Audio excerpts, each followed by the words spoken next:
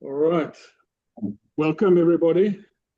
We've got a very exciting, interesting talk in store for us with, I don't think I'm exaggerating when we're listening to the main man at the SKA. And I think he's done a lot of interesting work in Antarctica and so on, according to his blurb. So hopefully we're going to hear a bit about all that. We've got a few guests in the room here. Two or three have excused themselves. They're rather going to sit at home in front of the fire on Zoom. And then we have a couple from around the country in different spots on Zoom. So welcome, and please go ahead with your talk. Perfect, thank you, Derek. And yeah, it's really great to be able to talk to you this evening. Yeah, I had the fortune of sort of starting my research career in Hermanus at the I guess what was the Magnetic Observatory then, now I guess known as SANSA. And so yeah, that got me to do lots of interesting things.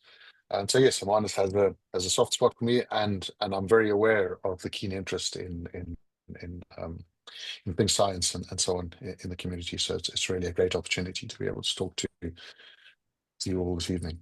So yeah, my name is Lindsay. I am currently the SKA-Mid telescope director, and hopefully by the end of our chat, you'll have a good idea of what that actually means. And yeah, I'm looking forward to spending the next while with you. I would have been there in person, but sadly, this talk overlaps with a program that's ongoing in Germany, literally as we speak. It is a conference mocking, getting ready for science with the SKA. And so it's meant I've had to just reshuffle some of my commitments, but it's really great to be able to spend some time with you. So just sort of some high level. So if you take anything out of tonight, these should hopefully be the top numbers and top things to focus on. I guess in the scale of science, we're a mega scale science project. Total construction cost of about 1.3 billion euros over 10 years. Operating costs over those 10 years, roughly 700,000 million euros. And we're going to take about 8 years also to construct these two telescopes. So the two telescopes are a low frequency telescope in Australia and a mid frequency array a low frequency antenna system in Australia and the mid frequency system in South Africa. And you'll get to understand that. We're an international organization consisting of 16 countries at various stages of participation. In our steady state operations, we're looking to be about 700 petabytes of data a year. So that's a couple of thousand laptops a day. So it's not a small data.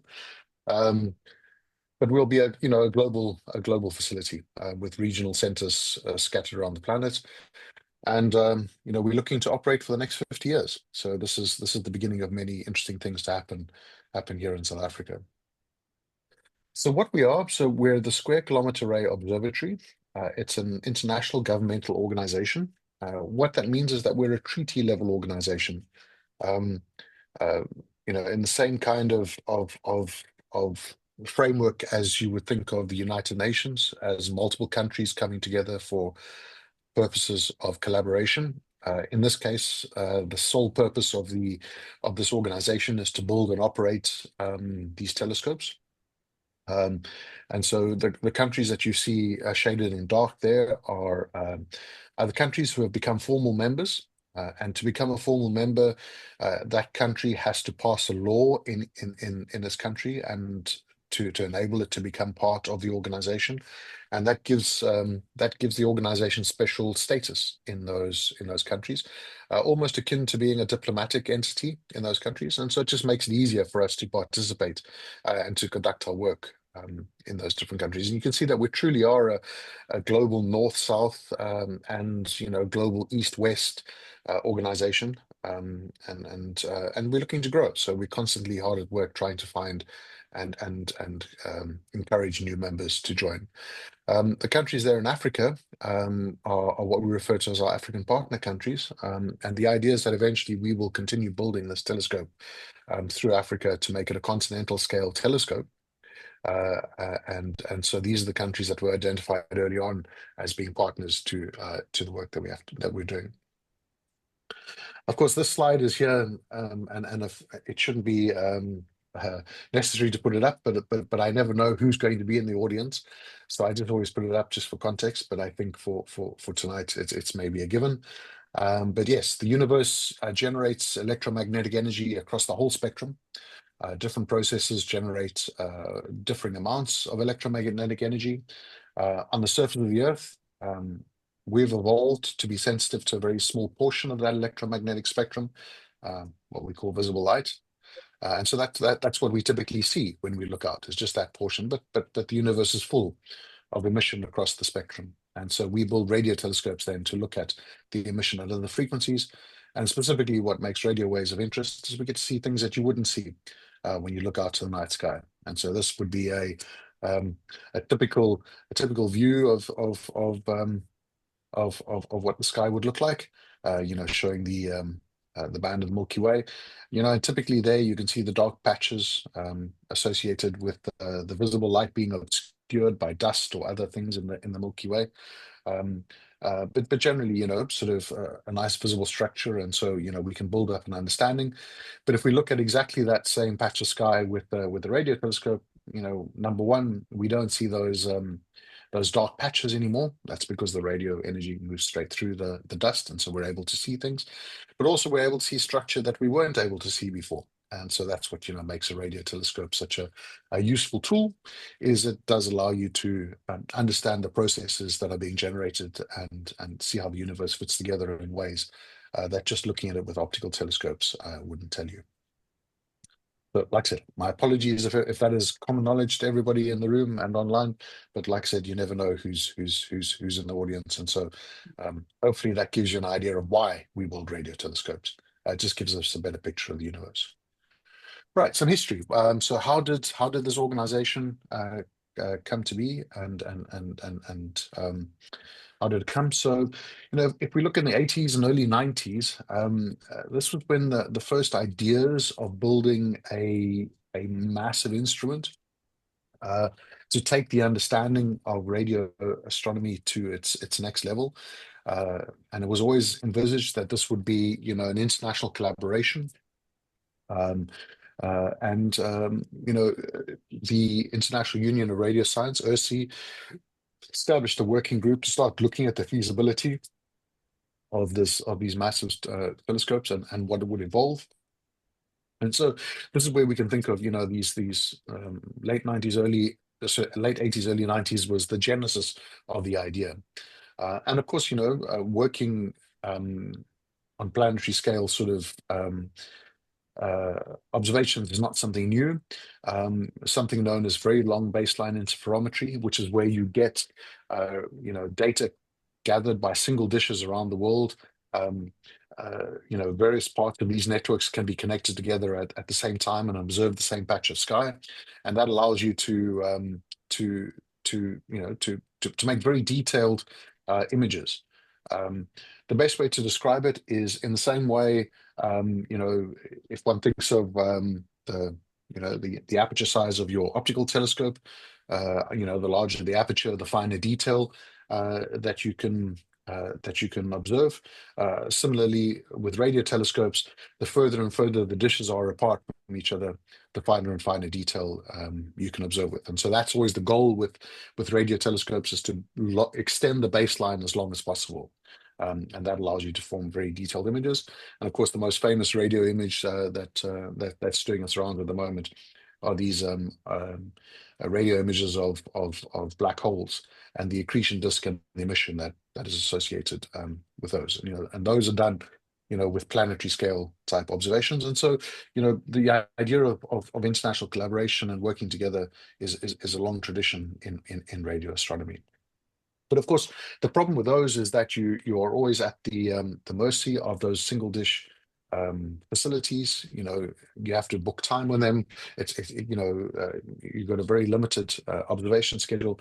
And so the idea is to start looking at something that would be under the control of a single organization, but still have that reach and depth. And so began the initial testing to see what would a massive scale instrument look like.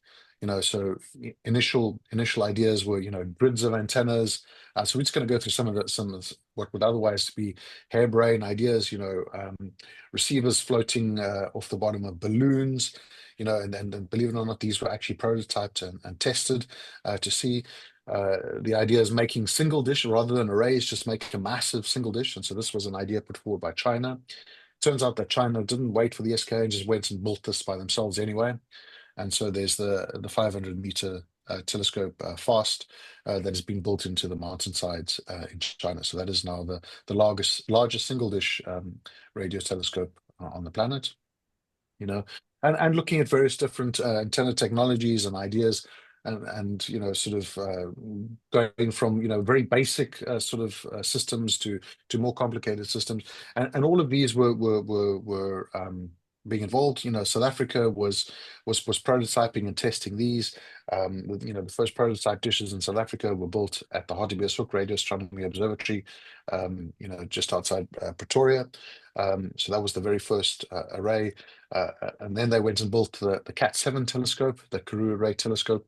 And those were all precursors to MeerKAT, which is now, the best radio telescope of its class on the planet, doing fantastic science. And so these were the tests, to see what would work. And then eventually, these initial prototypes started coalescing in the option to start making some technology down selects. So that was running through the early 2000s, and then 2010 was when the sort of baseline design was eventually established. And this identified exactly what the SKA, as we currently understand it, would be. And of course, the first organization was established. At this stage, the organization was just a non-for-profit company established in the UK. The board members of this company were all the different member countries. So they constituted the board, and they were tasked then at arriving at a formal design baseline, a design that could be put out on contract. And so the next 10 years, 2010 through 2020, that was when the detailed designs were done, detailed costing was done. And so that was the technical design, but at the same time, it was the time that the different countries started their formal negotiations on what would be the agency that would be responsible for these telescopes in the future. And so came the idea of this intergovernmental organization. Like I said, it requires each country to formally, at a state level, become a participant. And so each country had a part in negotiating what the treaty would look like and what the responsibilities would be like. And then sort of 2018, the first IGO documents were initialed. The convention was signed in 2019, and effectively that closed the design process and set us up now for the establishment of the observatory. So the signing in 2019, so represented by those 7 countries there. So that was the first kickoff, and the treaty said that once a country has signed the convention, their parliament then needs to pass the act of, or the law in that country that recognizes the treaty. And once 5 countries have passed that law and lodged that acceptance of the treaty then the organization comes into being. And so the clock started in 2019, and then in February 2021, the last of the first five signed, put forward the ratification in those countries. And so that was the birth of what is now called the Square Kilometre Array Observatory. And sort of too much fanfare. What was also passed at the time was an initial budget. So sort of total cost of just over 2 billion. Like I said, in terms of construction costs, roughly 1.3 billion for construction. 100, just over 1,100 in direct costs, with 180 in contingency, just under 700 in operations, and then a development program to boot. And so this was ratified by the council, and that set the funding for the first 10 years. During this 10-year period, the different countries will then negotiate what their future contributions will be. But this was the first time that we had a good idea of what it will take to operate and build this telescope. The structure of the organization, it is primarily governed by the council, which has representatives for all the different member countries. The three different countries, South Africa, Australia, and the UK, are designated as a specific status because they host the three facilities. The UK hosts the headquarters, South Africa hosts the mid-frequency telescope, and then Australia hosts the low-frequency telescope. In each country, then,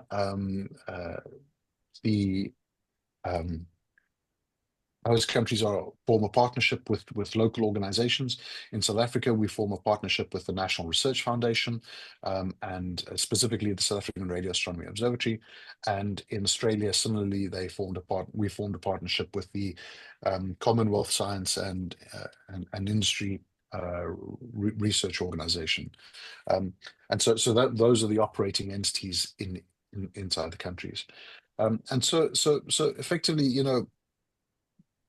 we're the next step in a whole suite of ground-based facilities, spanning gravitational waves through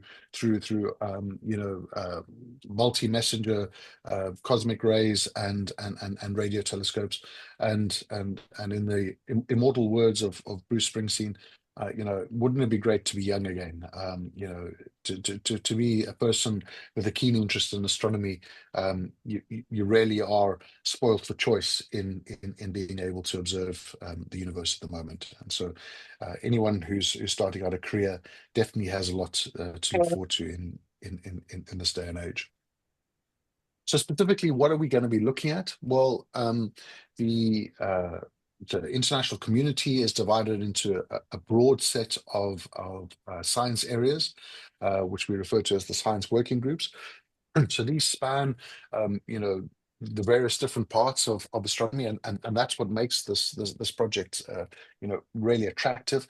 Is it does speak to many different aspects, where the cosmology, and origin of the universe and evolution of the universe, cradle of life, looking for origins of the molecules and the environments that could possibly give rise to life, or even possibly looking for technosignatures or evidence of intelligent life.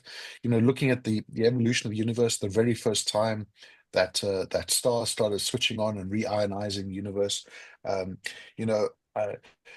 Looking at the structure, intergalactic structure.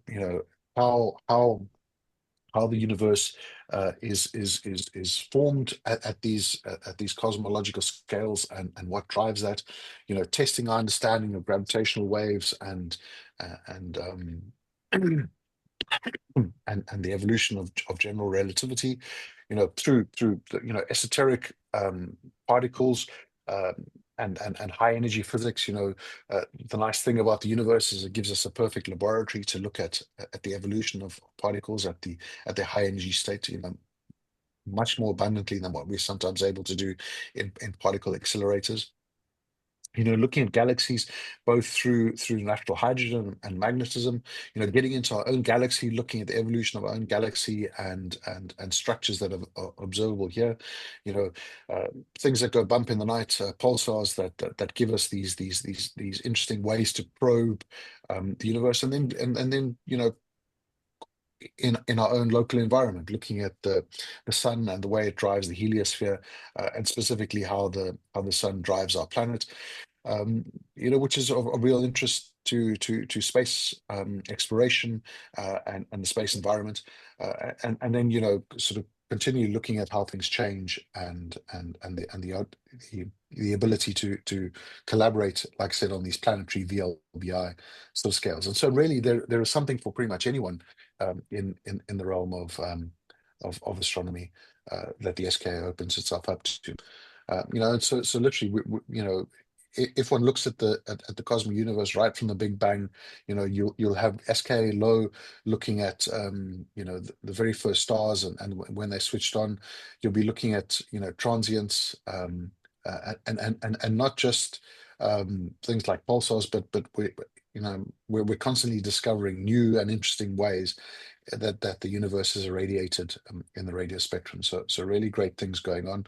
For the first time, we're able to literally see the evolution of solar systems, and looking at extrastellar protoplanetary disks, and how those the different how that solar system evolves, and the ability to observe it. So really we're looking at all possible scales.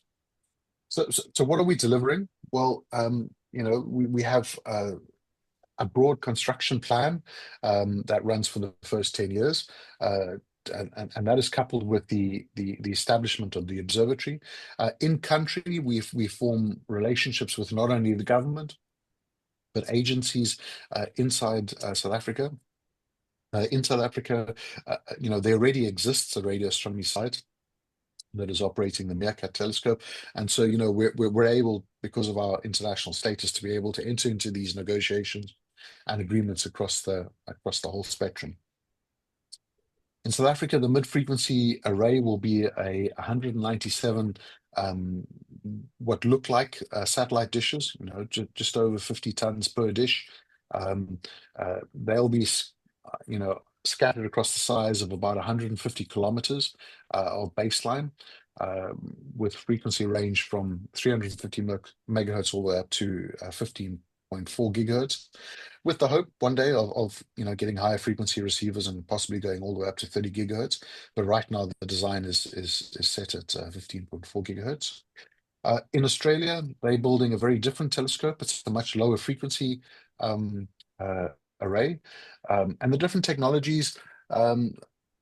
A nice way to think of it is, the difference between the old analog TV antennas that we used to have stuck on the top of our chimneys, those sort of aluminium pole antennas.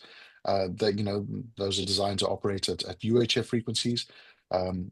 Whereas, in modern terms now, we use, signals coming from satellites for DSTV. So we have satellite dishes at a much higher frequency. So one can almost think of the two telescopes as being those different kinds of technologies. So the low system are literally building what look like TV antennas, but they're pointing straight up. They're building a significant amount of them. 131,000 of these antennas will be built. They'll be collected into stations. Each station has 256 antennas. And there'll be 512 of these stations operating at much lower frequencies, 50 megahertz to 350 megahertz, and a relatively long baseline of 74 kilometers. The plan is to have construction wrapped up by 2030, with opportunities for early science. The nature of these arrays means that you don't have to have everything built before you can actually start using the system. In fact, as soon as you have 4 stations or dishes in operation, you can actually start using them as an interferometric radio telescope. And so we'll have a whole bunch of these intermediate milestones where different functionality will be coming online, with the goal of having the full array done by 2030. Both telescopes generate a significant amount of data. In the end, eventually sort of putting about just under 10 terabits a second of data into the high performance compute science data processors. One will be built in Cape Town and the other in Perth. And then eventually, like I said, producing about 700 petabytes a year of data going into the regional centers. These regional centers will be scattered around the world to allow scientists to access the data directly. Sort of in the origin days of radio astronomy, an astronomer would book time on a telescope. The data would be gathered. They would copy the data onto their hard drive and take that hard drive home with them, and they would process that data at home. With this sort of scale size, you're not going to be moving data around anywhere, and so ostensibly now the data is visible almost in a cloud type environment. You can almost think of it as a Google Drive of data.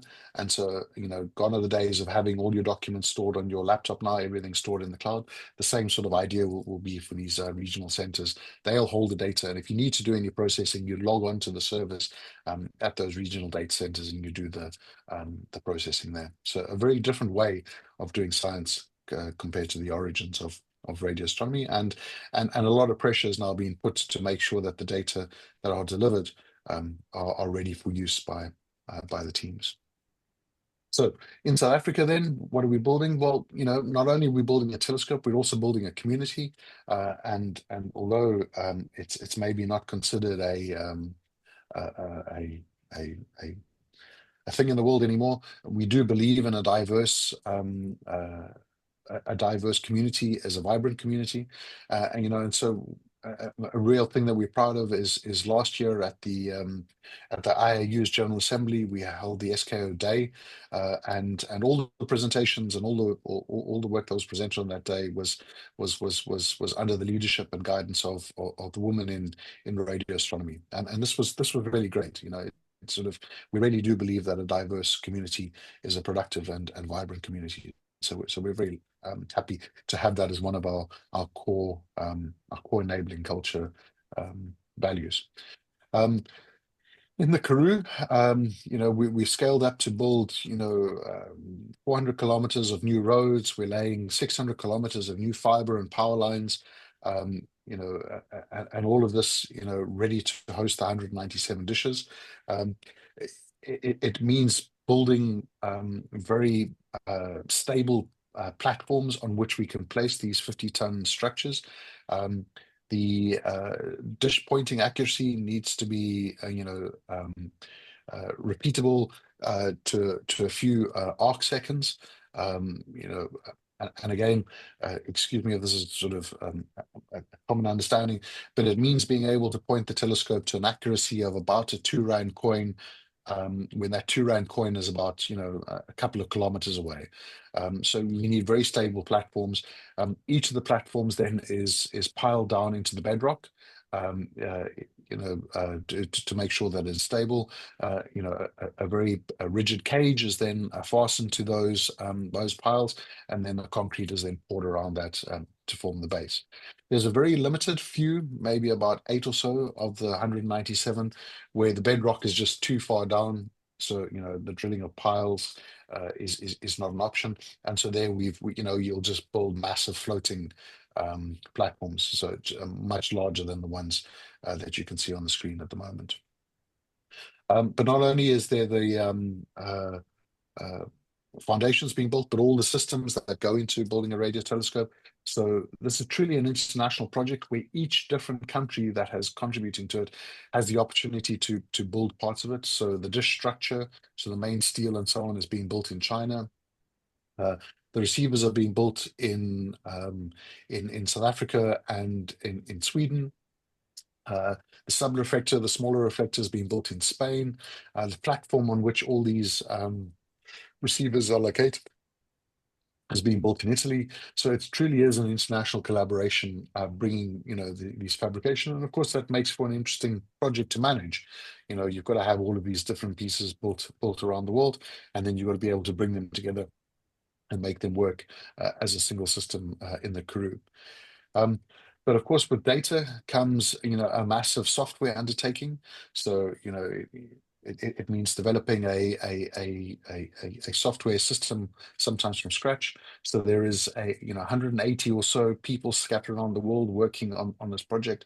They divided into various teams.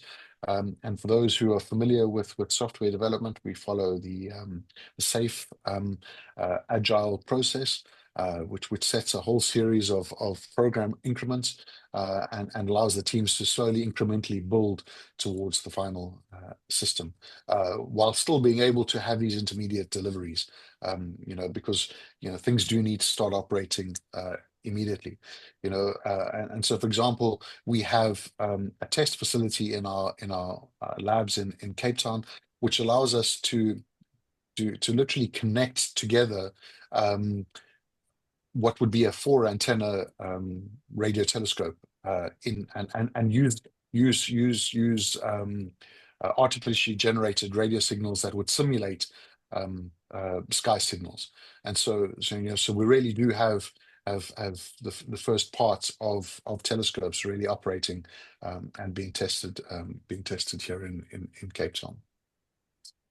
But apart from building all of these things, we know that we operate in an environment that is needs to be sustainable. And so on your screen you can see the 17 UN sustainability goals, and we believe that we're acting in a significant part of those. We're building this telescope in the Karoo, which is a pretty impoverished area, and so we're working really hard to build educational resources to empower contractors to be able to contract with us, and then post us be able to contract with possibly municipalities in terms of civils, infrastructure, road building, and so on, as well as looking at making sure that the choices we make are our power will be eventually all generated through solar and battery storage. We're an international organization, so we're giving a good example of how in this world of fragmentation, people can come together with a common goal and partner together and deliver something fantastic. So as an example, in Carnarvon, hundreds of community members are being employed. We're training local subcontractors to become certified so that they can take on bigger projects. We're regularly engaging with the community to make sure that not only are we building the telescope, but we're building a vibrant community as well. The land on which the MID telescope will operate has been designated a national park, the MeerKAT National Park. So it's adding just under 4% increase in the South African national parks. And so this area will now be run as a research area, looking at sustainable land management, the transition of farmed land back to its natural habitat, but also looking at cultural studies and looking at how our society has evolved in the Karoo. In terms of power, we have an interesting power profile. The graphs that you see there, the bars that you're looking at there, the steady state average are the green indicators, but we almost double the peak power that we need for the very short time that the dishes all slew and move from pointing in one direction to pointing in another. So a significant part of our data, of our power, is just that very short amount of time. And so we're looking at what is going to be the most sustainable way in which we can deliver that power. So we're building prototypes of solar generation and PV backup. Now, this would seem to be a very simple problem to solve. There are a lot of renewable projects blossoming around South Africa, but the problem that we have is that we're building the most sensitive radio telescope on the planet, and you can imagine what it's like if you try to take out your telescope and observe in the night sky, and you try to do it in a place where there's street lights or house lights or so on. That light pollution impacts your ability to observe. The same happens for radio telescopes, but instead of having light pollution, we have radio pollution. And so all these systems that are usually used to generate sustainable power are noisy, radio noise. And so that's a limit for us. And so we're going through quite a bit of work to try and find an optimum solution that allows us to deliver the sustainable power, but also minimize the impact on the radio telescope. In terms of what the project will be like, eventually we'll have roughly 175 staff members employed at the various different centers. We'll have an engineering center out in the Karoo, responsible for the day-to-day maintenance and operations of the telescope. And then we'll also have a science operations center and science compute processing center in Cape Town. And so, a significant stretch across the various locations, and it makes hiring an interesting challenge as well, to make sure that we have the teams to deliver. So I spoke a little bit just now about ground-based interference, and the reason we've chosen the Karoo is to try and get away from that ground-based interference, to try and get as far away from noise. But the problem that we can never get away from is satellite interference. And so what you can imagine here is you have your radio telescope down on the ground. It's pointing out into the sky, and then around above are all these satellites buzzing around, and with the advent of these mega constellations now, hundreds or thousands of these satellites are all transmitting, down in bands where we are trying to observe the universe. Now, the radio spectrum has restricted bands, and radio astronomy does have restricted bands where satellite operators are not allowed to operate. It's something known as the radio astronomy service. So these are specific bands to the whole spectrum that are allocated to radio astronomy. But the thing is that the reality is that the universe doesn't just emit at those specific frequency bands, it emits across the whole spectrum. And so we need to be able to guarantee that we can observe. And so, a lot of work is being done with the satellite operators. So, for example, what you can see there is you can imagine multiple satellites above. The system on the ground is specifically looking up to a certain patch of the sky. And so we're working with the operators that when they point their radio transmitters down towards the ground, that they try and avoid areas where there are radio telescopes. And so, what that allows them to do is still be able to communicate with all the systems around us, but try not to, shine their radio transmitters directly at us. But also when they are directly above us and in our specific beam, that they'll not operate, they'll not transmit at all. And so this is being tested already at some observatories, and we're working with the satellite providers to look at ways in which we can minimize this kind of impact, and try and make sure that the sky is clear for all. And specifically, we collaborate with a broader collaboration. The International Astronomy Union has formed the Center for Protection of Dark and Quiet Skies. So, specifically of interest to optical astronomers as well. These satellites whizzing around are also interference for optical. And so this center works with regulators around the world to try and find ways to minimize the impact and to keep our skies dark and quiet, and so make it a great opportunity for ground-based observations. So, in conclusion, then, it has been a whistle-stop tour, but it takes a while to put an observatory like this together. So this paper that was published in in the early 90s was the first sort of time that that the idea of this massive scale project was envisaged. It's now 30 years on from then, and the first bits and pieces on the ground. It'll take us another 10 years to build it, but then we'll be ready to deliver science. So roughly 40 years of making, 10 years to get to get your ideas together, some detailed technology developments and prototypes, detailed design, and establish the facility, and then build the thing and operate. And so we really are in a place where great things are going to happen. So yeah, thank you very much for the opportunity to share that with you.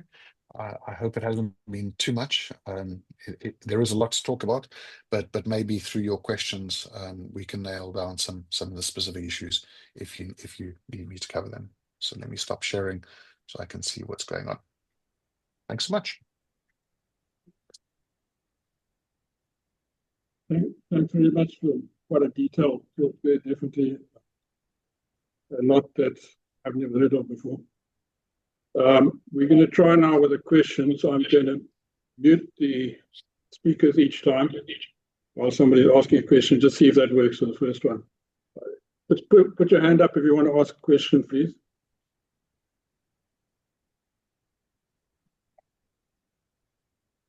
Okay, we've got a couple there.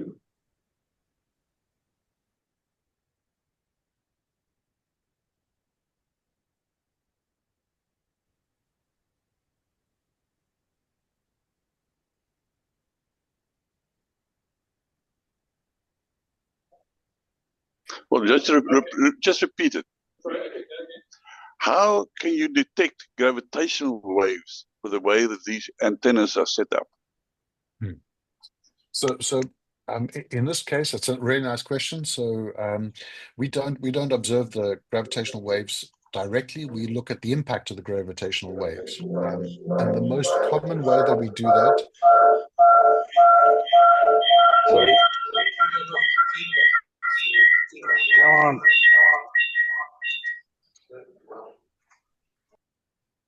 All right, there we go. So I think we should be good. So the way that we detect gravitational waves is through looking at the effect of gravitational waves. Commonly, this is done through observations of pulsars. So what a pulsar is, it's we believe them to be rotating neutron stars that have a jet of radio energy that is streaming out from along the rotational axis. If that rotational axis happens to be pointed towards us, we'll see these flashes of radio emission. Turns out that these systems are very stable, so they have a very accurate tick. And literally, we can count the number of pulsars and the period between the pulsars, with regular observations. Now, what that means is that if there's any changes to those pulsars, either they increase in duration, change in duration, or something like that, then that tells us something about what's going on. And so, for example, we've been able to observe, we're starting to get a stochastic idea of the prevalence of these gravitational waves by observing the arrival times of these pulsars. And so what it requires is that you're able to make very accurate time observations, but also that you have the time and ability to be able to regularly observe these pulsars. And so you're kind of inferring the behavior of these gravitational distortions, because you can imagine if there was a distortion at the origin where the radio pulses are being generated, then that would cause fluctuations. But likewise, as that gravitational wave moves through the galaxy, it'll, on the ground, cause the Earth to move ever so slightly. And so that'll change, the perceived arrival time of those pulsars. And so we're getting down to, that sort of accuracy in terms of being able to detect these effects. Okay, I'm just going to repeat the question. We're not going to try that mic again. Okay, anybody else? Maybe I can just jump in with one quickly. With the Starlink and those sort of transmissions, is there a way that they could possibly modulate their signal with some sort of a ID signal, which your post-processing could then sort of use to to process their signals out? It would be an option. The problem is that the relative intensity of a Starlink observation compared to what we're trying to look at means that any emission in band is a problem, and what that does is that drives our systems into nonlinear behavior. And so what we've been working with operators to do is that they actually don't transmit when they're inside our beam. So rather, and you know, we're starting to see that kind of collaboration at some of our other facilities. Well, not our facilities specifically, but radio astronomy facilities. So these are being tested at the US at the Very Large Array, you know, and we're working directly with them as well. So the idea would then be a big, because the way that systems like Starlink work is they form multiple beams onto the ground. And so you can imagine that they see the Earth as just this whole series of cells around the Earth, and then as these satellites move over the surface of the Earth, they form beams towards these different cells to illuminate these different cells. And as they move, they're constantly switching between the different cells. And the idea would be is that you know, in areas where there are radio astronomy facilities, they would know that they just don't form any beams. They don't point their beams directly to those patches. And so we mitigate it in that way. If I were you, I'd have some sort of a secret laser, high-powered laser development program. He will chuckle then. Okay, any other questions? Yeah, okay, I'll just tell me and I'll repeat it.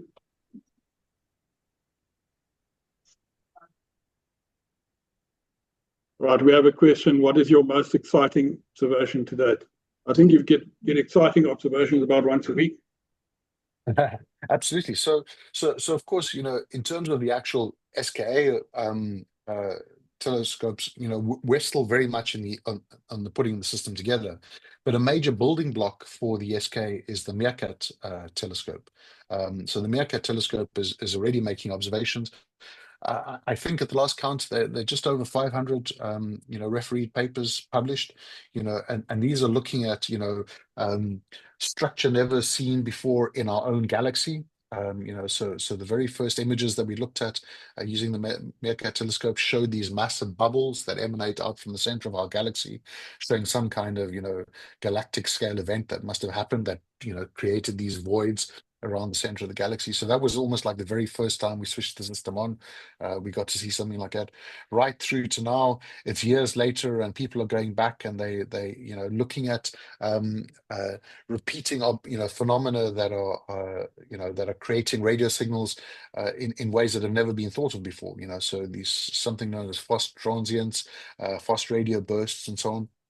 So pretty much, you know, you can almost pick any part of astronomy, and these telescopes are seeing it. And what you got to appreciate is that these telescopes effectively offer a step change in our ability to observe the universe.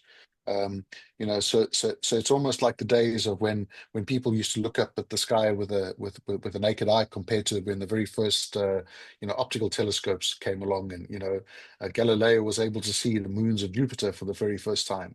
You know, it's literally, you're able to see things that you're never able to see before at scale and sensitivity. So it really is a continuous process. I see there's a question online, Derek, as well. Sorry. On chat. Well, I just see a hand up on the Zoom. Somebody's got a Zoom. Makaba? Yeah, Makaba and Malala. Can you unmute? Okay, go for it. Can you hear me now? Yeah, go ahead. Oh, thank you, Derek. Lindsay, thank you for such a wonderful and informative presentation on the SKA.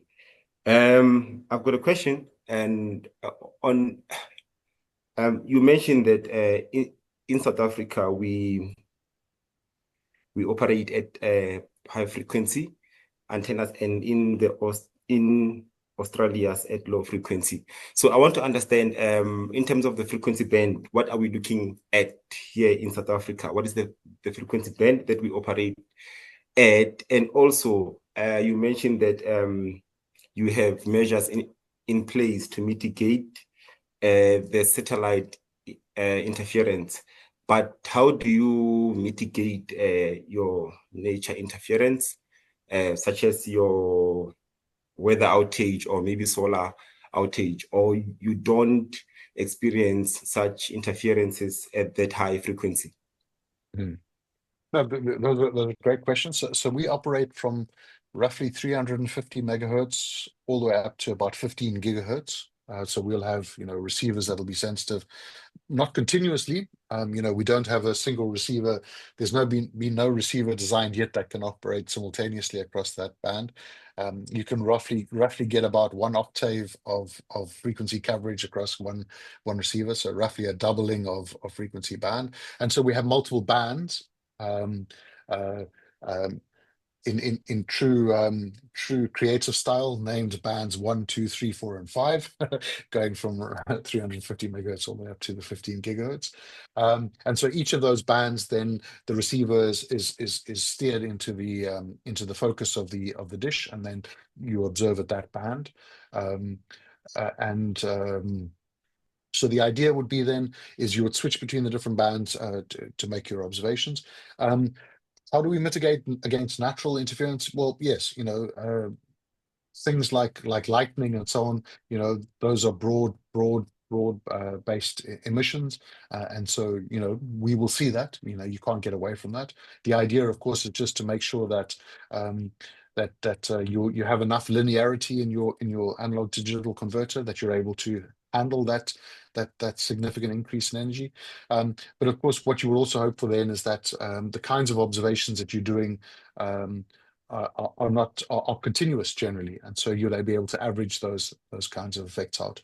But by far the biggest source of interference that we need to worry about is man-made interference, whether it's so for example, we don't have petrol cars on our sites because petrol cars have sparking systems inside them, and those sparks generate enough radio noise to be of interference for us. Sort of those of us who've been driving cars for a long time will remember what it was like when you would be driving down the highway and you would have someone drive past with a very poorly constituted electrical system in their car, and you would get this rattle or the sparking in your radio as they drove past. That's the same sort of thing that we pick up, and so we just try and keep people away. And so that's by far the biggest way that we mitigate against those kinds of interference. Thanks. Great question. I've just got a quick one. In your 15, I think, segments of research areas, the last bottom right in the slide, VLBI, what does that stand for? I think you mentioned something about planets. Planetary scale, yes, yeah. So what happens is, like I was saying, that with optical telescopes, that the bigger the aperture of the telescope, the finer resolution, the finer detail you can observe with. In radio telescopes, where you're building arrays, the further and further you make your dishes away from each other, the finer detail you can form. And so we refer to that separation of any two dishes as a single baseline. And so VLBI then is very long baselines, and so baselines that are of the scale of a planet. So we'll be observing here in Southern Africa, and we'll connect with radio telescopes in Europe or in Australia. They'll both be looking. We'll all be looking at the same patch of sky. We'll all be receiving the signal simultaneously, and as the signal arrives at the different antenna systems, it'll arrive at slightly different times at the different telescope systems, and that slight difference in arrival time allows us to infer where that signal is coming from, and so we're able then to build up pictures of what the radio sky looks like. So VLBI then allows us to observe the very, very, very fine structure in the universe that we possibly haven't been able to. The letter VLBI, what does that stand for? So very long is the VL, very long, and then baseline. Okay. Very good. Yeah, very long baseline is a interferometry. Yeah. Could such a system and array be inverted to used as a rearview mirror? Sorry, to look into a solid object like the Earth. Can the system be inverted to look into the Earth? Question. There's no reason that it can't. If so okay, so some of the engineering behind it. So the short answer is asking there. Yeah, absolutely. There's no reason that we can't. So I'll give you a couple of reasons why I say that, and the riders and the reasons why we possibly won't be doing it. So the first thing is, the reason we build the dish is we build the dish to improve the selectivity or the directional sensitivity of our system. So the actual antenna system is actually a very small part that is inside the feed of the dish, and we build this massive big dish to improve the directivity. So generally, what that means is that the dish is more sensitive in one specific direction, but it also means that it is still receiving signals in all directions. And what does that mean? It means that if there was a sufficiently strong radio signal that came from underneath and it arrived at the array, it would be picked up by all the antennas in the array. But of course, through the design of the system isn't as sensitive in those directions as it is looking up in the sky, and so it would truly have to be a massively strong signal of some kind for us to be able to pick up. But just as an example, the main area that we look at for each of those dishes is roughly 1 square degree. So that's roughly the area of patch of sky that those dishes were sensitive to. But if the moon or the sun happens to be up while we're doing our observations, they can be 60 degrees away from our main look direction, and we'll still be measuring the impact of those emissions. And so our systems are that sensitive that they'll pick it up. It's just unless it's a really strong signal, it'll generally be washed out in the noise. But there's no reason that it can't. But we wouldn't do it actively. I hope that answered the question or didn't create more confusion. I was just wondering, are there aliens in caves under the ground that are sending these signals out, or where do you anticipate them coming from? Anyway, so yeah. So obviously, being radio, you can image during the day, but are there problems with that? That's correct, yeah. It's just, as you say, when the sun is too close to your direction, or... Yeah, I mean, depending on what you're looking at. So generally, we divide our observations up into their total duration. It's one of those things where the more you observe a certain patch of sky, the better your signal to noise is for that patch of sky. You can almost imagine in optical type astronomy, it's like having multiple exposures and stacking your images on top of each other to get a much better idea of what the sky looks like. So we do the same sort of thing. And generally, for short observations, we're talking about 2 hours or so, solar and lunar interference is limited.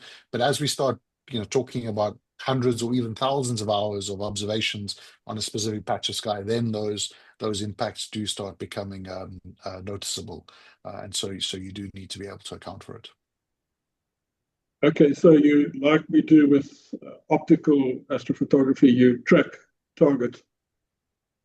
Yeah. You're targeting, you're sort of moving all your dishes simultaneously following a target. Exactly. So typically just good engineering to do it all accurately. Exactly. So typically what and so the heart of a radio interferometer is not actually the optics of the array.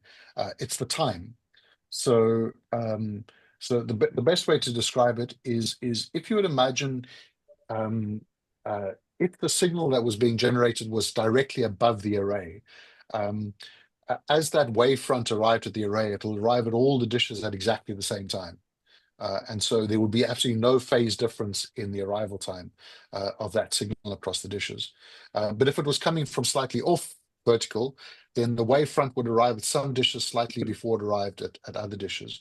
And so that's how we infer direction in interferometry, is we effectively measure the phase difference between multiple baselines in the array. And so what that means is that the heart of the interferometer is the clock. If you have accurate time at all your dishes, you can image in any direction you want to, but it's about forming that very accurate clock, and that's the stability that we need to. And so for example, in the Karoo at the moment, we've got sort of a series of atomic clocks that are sensitive down to well below picosecond accuracies, and stable and verifiable with multiple clocks running in an array of their own to make sure that we've got stable time. Very interesting. Another question from Gerard quickly. Very deep into space. Then you get to a point where there's so much stellar material, stars and universe, you cannot penetrate right through the edge of space. It becomes clutter, too much material. I don't know if you heard that. Saying you're going for a very deep target, in other words, and there's a lot of stuff in your way. Absolutely. We eventually get what we refer to as confusion noise, which is where you're unable to resolve the difference between two individual sources. So you're down to those, and so those set the observational limits for an array.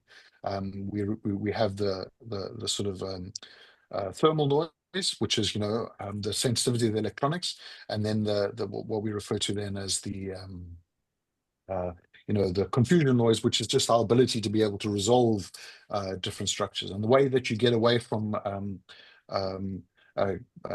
confusion noise is you build the arrays bigger and bigger and bigger, and so eventually that allows you to observe down. But eventually, you're right, you do get down to this background emission, and so at the moment, so for example, one of the big challenges at the moment is to try and observe what is known as the epoch of reionization. So that is the time at which the stars starting on in our understanding of cosmic evolution, but right now there is we're not even at the point of being able to detect, is there a signal, isn't there a signal? But eventually, once we get that, we want to build some idea of the structure, and so we're trying to look at that. So yeah, it's a constant challenge, is to try and be able to observe down to those very, very faint and weak signatures. So with a full SKA, you'll be able to get back to 13 billion light years away, sort of, or what? Actually, and that'll be typically a lot of work done by the Low telescope, because what we try and think of there is that one of the most common radio signatures that we observe is a radio signature from neutral hydrogen. Hydrogen, the most basic chemical element, is basically made up of what we understand to be a proton and an electron, very simple in structure, and that atom has two main energy states, one associated with the right-hand spin of the electron, and the other associated with the left-hand spin of the electron. And so those two quantum states exist for hydrogen, and as the hydrogen oscillates between those two states, the difference in energy is a radio photon at roughly 1.4 gigahertz. So natural hydrogen is always radiating at roughly 1.4 gigahertz. And so that's a really nice radio tracer, because you can build a receiver that is sensitive to 1.4 gigahertz, and you can point it at something. And if you're measuring signal, you can literally count the number of hydrogen atoms there are in that cloud by looking at the strength of the radio emission. And so if the universe was a nice stable thing, you could just build up this picture. But we know that the universe isn't stable and static. It's evolving, it's expanding, it's moving. And so then what that means is that 1.4 gigahertz is shifted in frequency related to how that cloud of gas is moving relative to us. And so we're now able to, by observing the Doppler shift of that 1.4 gigahertz, we're able to infer how galaxies are moving either towards us or away from us by looking at the Doppler shift in that 1.4 gigahertz. And it turns out that, you know, things that are close to us, the Doppler shift is small, but it's always negative. Things that are further and further away from us, the Doppler shift is lower and lower and lower and lower. And so what that tells us is that the universe is expanding. Everything is at a lower frequency. But not only is it expanding, it's accelerating. Things that are further and further away from us, the shift is lower and lower and lower and lower. So we've got direct, you know, observational evidence that the universe is expanding. And so, you know, we keep on looking for this. As you go lower and lower and lower frequency, it's typically things that are further and further away from us, or things that are older and older and older. And so the Low telescope, they're looking from 50 megahertz to 350 megahertz, much lower, of course, than the 1.4 gigahertz where the signal was originally generated, are looking at those things that are really from the origins of the universe. I'm just curious about all your atomic clocks that you use that need to be very accurate. Is there any relativistic sort of gravitational effect? Maybe if a gravitational wave goes through, which can affect your clock readings? Absolutely. All our time is relative to the gravitational wave the gravitational well that we're in at any moment. And so any disturbances to that may manifest as changes that. And so you could actually use that as a gravitational wave telescope sort of thing. Almost. We could. We're not there yet. I mean, but maybe after many years of observations, we'll have a much better handle on that. But yeah, exactly. Time is relative. It's not a. And then if you're at a low angle in the sky, then the software has to calibrate each dish relative to the other one according to the arrival time to get the correct image, which is not sort of blurred. Correct. Yeah. So we have basic refraction issues. Sort of low elevation sort of signals as the signal transverses not only the atmosphere but the ionosphere as well. So it gets impacted, and so we need to make corrections for that as well. Yeah. Very, very complex. Just quick one from here. Talk about the satellites. But what about the rest of the space junk? What about the rest of the space junk besides the radio, the transmission satellites? Yeah. If it's not emitting, it's less of an impact for us. So we're so for us the biggest risk are intentional radiators. So the radio systems, the communication system, effectively the downlink frequencies from the satellite. That's by far our biggest risk. So if it's not transmitting, let's say it's dormant, let's say there's still electronics on board, we can still pick up the electronics. It's much lower in intensity, of course, but we can still pick it up. And so, if there's any electronics on board, that's the next level down. And then, of course, if it's not radiating anymore, then the only emission we get from it is the natural, what we refer to as black body radiation associated with it. So every physical thing in the universe that is not at absolute zero is giving off radio energy, and so we will pick that up. But at that point, we're talking much lower sort of intensities compared to that. So by far biggest risk, intentional radiators, so the downlink frequencies. Second level is the electronics on board the satellites, and then at a much lower, almost non-detectable is the space junk. Where space junk can be an issue is if it's scattering other radio signals. So you can imagine that if there's some other radio signal that's bouncing off it, almost like a radar kind of impact, then we would get that scattering. So yeah, that would be an issue. The moon, how does the moon, is it reflected signals from the sun or something else that affects your perception? It's mostly the black body radiation from the surface of the moon. So it's a physical object that has a finite temperature, and so you can calculate what the thermal noise is associated with that. So that's most of its emission. But yes, I mean there is a small surface that reflects radio waves as well from the sun. So that is an issue as well. Okay. Any else? Anything? The scientific significance of the design of your logo. Scientific significance of the design of your logo is the question. What is? Oh, our logo. Yes, there is. So let me actually get it up so I can remember the details. I just need to find a version of our logo. So I think the red to blue is the blue and red shift. So the shifting Doppler frequencies that I've been speaking about. There should be 7 little dots, which I guess is a homage to the Pleiades. One of the sort of classical astronomy objects, and then of course the stars and so on. But those are the 3 elements that I can remember off the top of my head. But yes, there's quite a lot of significance that went into the rest of the logo as well. I've never had that question before. I'm going to make sure I'm better prepared to answer it the next time. Thank you very much. I'm trying to corner you. The MeerKAT system going into the future, is it complementary to the SKA? So the question is, what will be the role of MeerKAT going into the future? Is it complementary, or is it just sort of additive to the whole SKA? Yeah. So MeerKAT will be eventually integrated to form a significant part of those 197 dishes. So the 197 will be the 64 MeerKAT dishes. They will be retrofitted with new systems to make them fully compliant with the new SKA frequency bands. So with slightly different digitization schemes. And so effectively MeerKAT will be integrated, and that was always the plan. MeerKAT was always designed to be built as part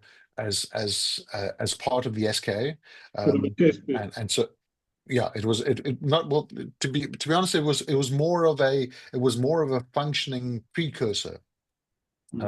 So it was the first steps to becoming the full array. So much less of a prototype, more of a the very first building blocks of the eventual array. You talked about keeping people away from the site. Would you allow tourism in the future? Would you allow tourism on the site? It's a challenge that we have. We did once go a few years back as a group.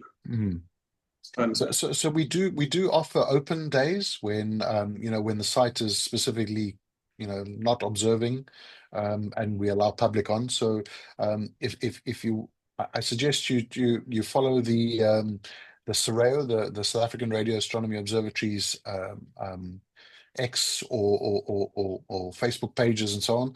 They're currently running the open days at the moment.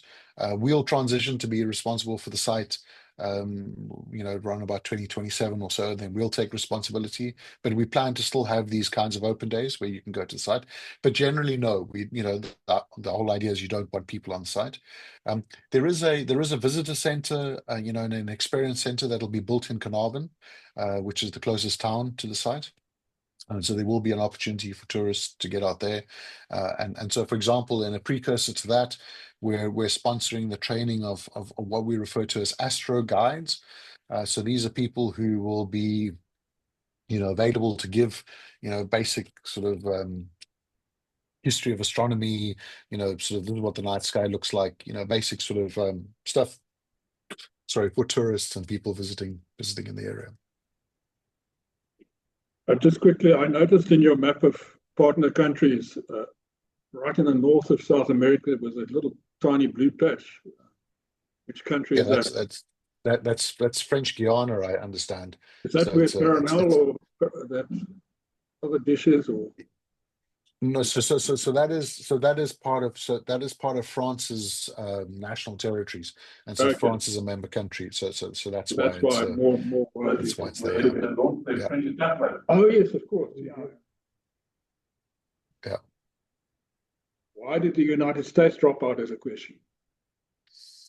So the United States runs its own astronomy priority setting process, and in that time scale, roughly around about 2010, the SKA was too far away for it to be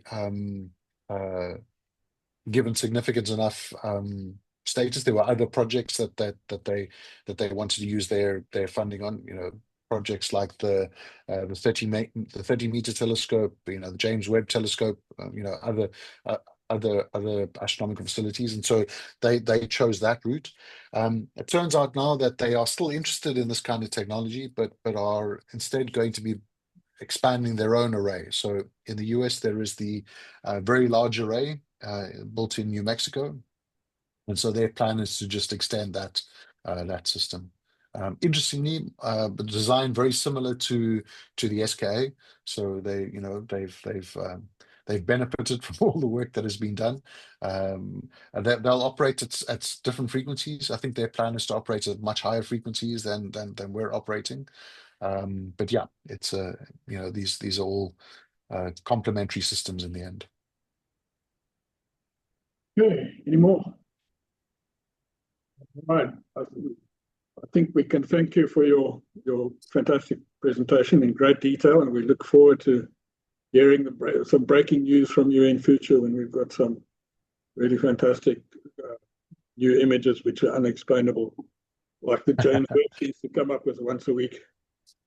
Absolutely, yeah. It's Anyway, like, and that's what I said, to me. Which are too big to exist, and funny things like that. Yeah, to be young again and starting a career, it's absolutely fascinating. Well, thank you everybody for your attention. It's been really good. I'll send you a link to the video when I upload it, if you want. Perfect. Right. Okay. Thanks so much. Okay, bye.